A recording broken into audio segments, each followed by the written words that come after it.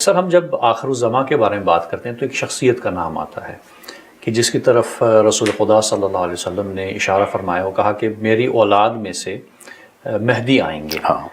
تو میرا سوال یہ ہے کہ اب اگر شیعہ دیکھ لیں یا سنی دونوں کا عقیدہ مہدی کے آنے پر ہے اور یہ بھی ہے کہ مقام ابراہیم کے پاس سے وہ بلند ہوں گے، آواز اٹھائیں گے. تو چلے جو گزشتہ خلافات ان پہ اختلاف تھا، کیا وقت نہیں آ گیا کہ سب آنے والے خلیفہ کے نام پہ جمع ہو جائیں کہ جس کے نام پہ سب متحد ہیں، اختلاف نہیں ہے اس سلسلے میں؟ یہ امام مہدی علیہ الصلوۃ والسلام تو ابھی آئے نہیں جی. تو کب آئیں گے اس کے بارے میں کوئی یقین سے نہیں کہہ سکتا. نہ ہمارے نبی نے بتایا، جنہوں نے بتانا تھا آئیں گے اتنا بتا دیا ہے. اور اہل سنت اور اہل تشیع میں یہ ایک اختلاف ہے کہ اہل تشیع کے نزدیک وہ امام حسین کی اولاد میں سے ہوں گے اور اہل سنت کے نزدیک امام حسن کی اولاد میں سے ہوں گے، لیکن آنے ہونے میں کوئی اختلاف نہیں. نام کے اوپر اختلاف نہیں ہے، کوئی اختلاف اور جو نشانیاں ہیں وہ ان کے آنے میں کتنی دیر ہے وہ تو پتہ نہیں ہے. صحیح.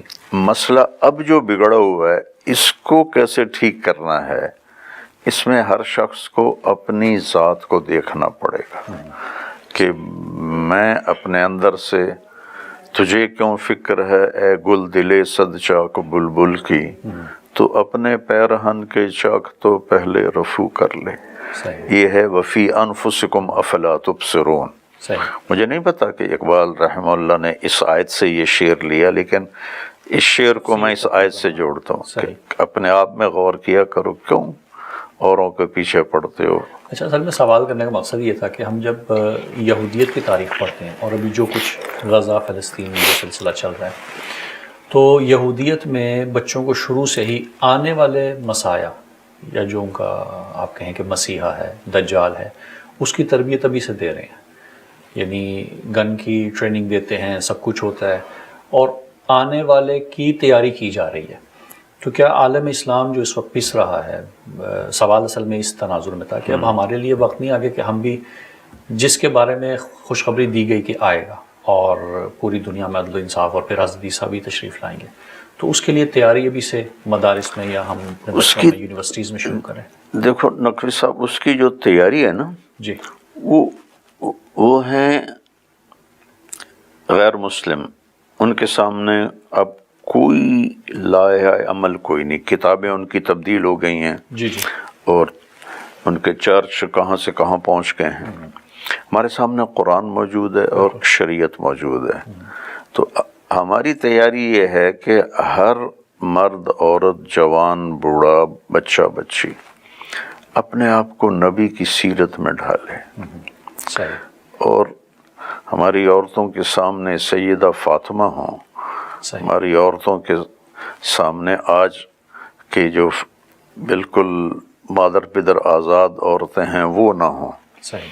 یہ ہماری تیاری یہ ہے کہ ہم اپنے کردار بلڈ کریں جی، اور اس پر فوکس کیا جائے کہ ہم اچھے انسان بنیں، اچھے مسلمان بنیں. میں 10 مدرسے اللہ میرے ذریعے سے چلا رہا ہے، تو میں نے نصاب کو بہت چھوٹا کر دیا ہے اور زیادہ میری جو قوت لگ رہی ہے، اللہ لگائے رکھے جب تک میں زندہ ہوں، اچھا مسلمان کیسے بنتا ہے. کیونکہ صرف قانون پڑھنے سے آدمی انسان نہیں بنتا. یہ تو ایسے جیسے کسی نے وکالت پڑھی تو ہم امید رکھیں کہ یہ بہت سچا اور کھرا انسان ہوگا. ایسی کسی نے فقہ پڑھی ہم یہ امید رکھیں کہ یہ بہت کھرا اور سچا انسان ہوگا. ایسا نہیں ہے. کیریکٹر اصل، جی ہاں، کریکٹر اصل ہے. اور ہمارے جہاں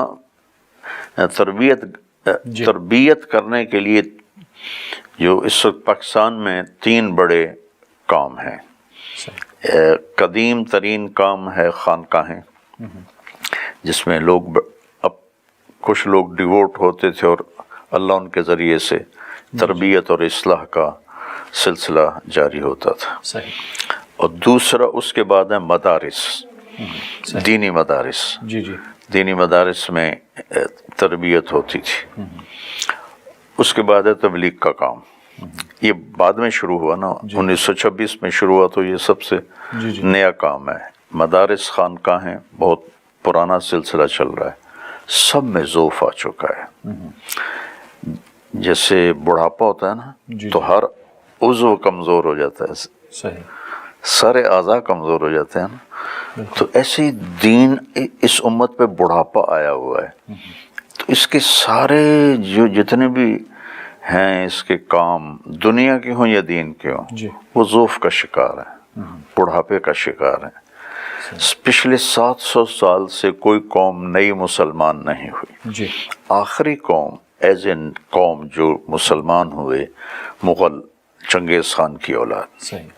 تو پاسباں مل گئے کعبے کو صنم خانے سے، ہے آیاں یورش تاتار کے افسانے سے. پاسباں مل گئے کعبے کو صنم خانے سے. اس کے بعد کوئی صنم خانے سے پاسبان نہیں ملے. اور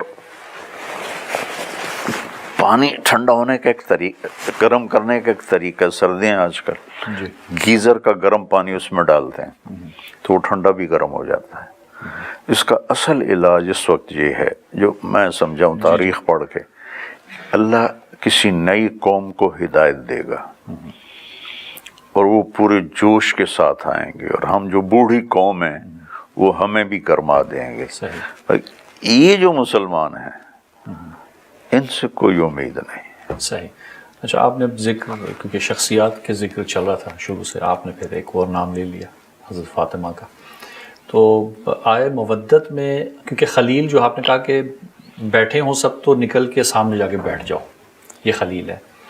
لفظ محبت، حبیب اللہ بھی آپ نے کہا. اب یہاں پہ لفظ مودت ہے، کیا فرق ہے محبت اور مودت میں؟ مودت ہے حسن سلوک.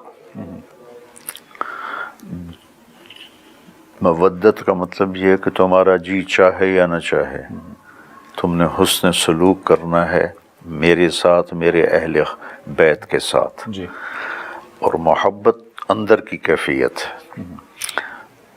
تو وہ چونکہ ہر ایک تو محبت کے مقام پہ نہیں پہنچ سکتا. جیسے نماز پڑھنا فرض ہے، اللہ نے کہا اقم الصلاۃ لذکری، میری یاد میں پڑھو. یہ تو کوئی بھی نہیں پڑھ سکتا ہے، لیکن حکم موجود ہے. ہمیں اپنی چیزیں یاد آ جاتی ہیں نماز میں، ہمیں بھولی ہوئی اپنی چیزیں یاد آ جاتی ہیں. ہمیں اپنی یاد ہوتی ہیں. جی.